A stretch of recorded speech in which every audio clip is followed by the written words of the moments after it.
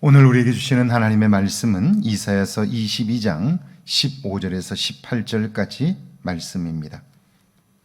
주만군의 여호와께서 이르시되 너는 가서 그 국고를 맡고 왕궁 맡은 자 셈나를 보고 이르기를 내가 여기와 무슨 관계가 있느냐? 여기에 누가 있기에 여기서 너를 위하여 묘시를 팠느냐? 높은 곳에 자기를 위하여 묘시를 팠고 반석에 자기를 위하여 처소를 쪼아 내었도다. 나 여호와가 너를 단단히 결박하고 장사같이 세게 던지되 반드시 너를 모질게 감싸서 곰같이 광막한 곳에 던질 것이라. 주인의 집에 수치를 끼치는 너여 내가 그곳에서 죽겠고 내 영광의 수레도 거기에 있으리라.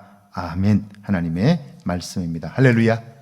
복된 날입니다. 하나님 신의 오늘도 여러분과 함께 하기를 주의 이름으로 축원합니다.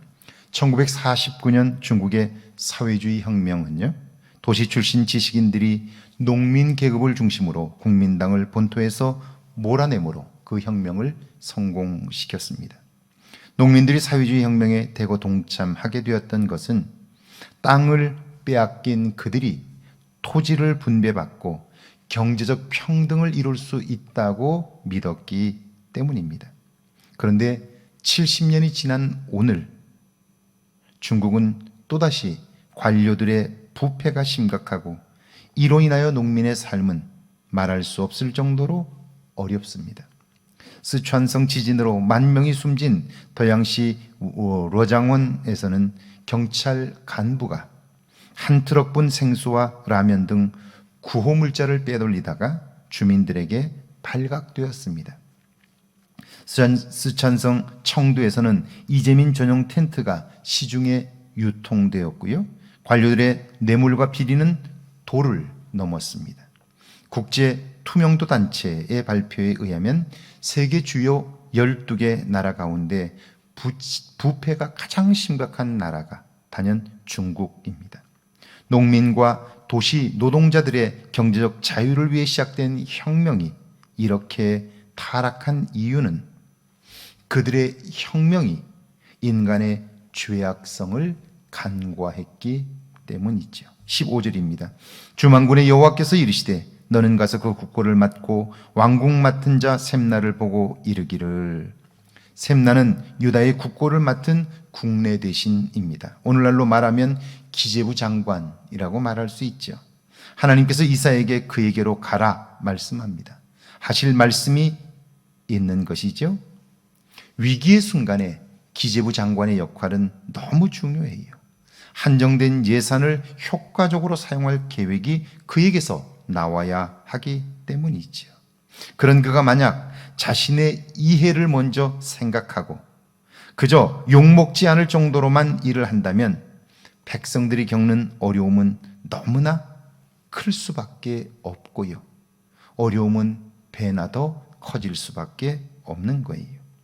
오늘날 코로나로 어려움을 겪는 국민과 소상공인들에게 재난지원금을 지급하는 문제로 정치권과 부총리 겸 기재부 장관이 갈등하는 이유도 바로 여기에 있는 것이죠. 16절입니다. 내가 여기와 무슨 관계가 있느냐? 여기에 누가 있기에 여기서 너를 위하여 묘시를 팠느냐? 높은 곳에 자기를 위하여 묘시를 팠고 반석에 자기를 위하여 처소를 쪼아 내었도다. 높은 곳에 자기를 위하여 묘시를 팠고, 이때 높은 곳이란 왕실묘역입니다. 왕들이 죽으면 묻히는 곳이지요. 자, 무슨 자격으로 네가 왕실 무덤을 이용하려고 하느냐 하는 것입니다. 지금 나라는 정말 어려운 상황입니다. 외부의 침공으로 위기입니다. 그런데 그 중요한 자리에 앉은 국내 대신이 자신의 몇 자리에만 관심합니다. 이런 관료들의 행태가 결국 한 나라를 무너지게 하는 것이죠. 17절과 18절입니다. 나 여호와가 너를 단단히 결박하고 장사같이 세게 던지되 반드시 너를 모질게 감싸고 곰같이 광막한 곳에 던질 것이라. 주인의 집에 수치를 끼치는 너여 내가 그곳에서 죽겠고 내 영광의 수레도 거기에 있으리라. 그런 셈나에게 하나님이 말씀합니다. 너는 결박하여져서 광야에 던져질 것이다. 이 말씀은 적군에게 포로가 되어 끌려갈 것이며 그곳에서 죽게 될 것이라는 말씀입니다. 나만을 위하여 산 사람의 결말인데요. 여러분, 그가 앉은 자리, 그가 있는 그 자리는 그 백성을 위하여 주어진 자리이죠. 그렇다면 그 자리에 앉은 그는 정말 백성들을 위하여 고민해야 하고요. 중요한 순간에 어떻게 하면 백성들을 위하는 정책을 펼 것인지, 그리고 그 양심의 소리를 따라 그 일을 행해야 할 거예요. 특별히 하나님을 믿는 그로서는 이 위기의 때에 하나님께서 왜 내게 이런 자리를 주셨을까?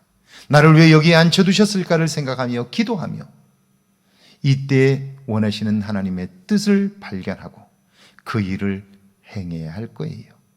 그런데 그 자리에 앉아 자기 자신의 유익과 영달만을 생각한 자의 마지막 모습을 성경은 아주 분명하게 말씀하고 있는 거예요. 오늘 어려운 이때에 하나님은 나에게 무엇을 원하실까?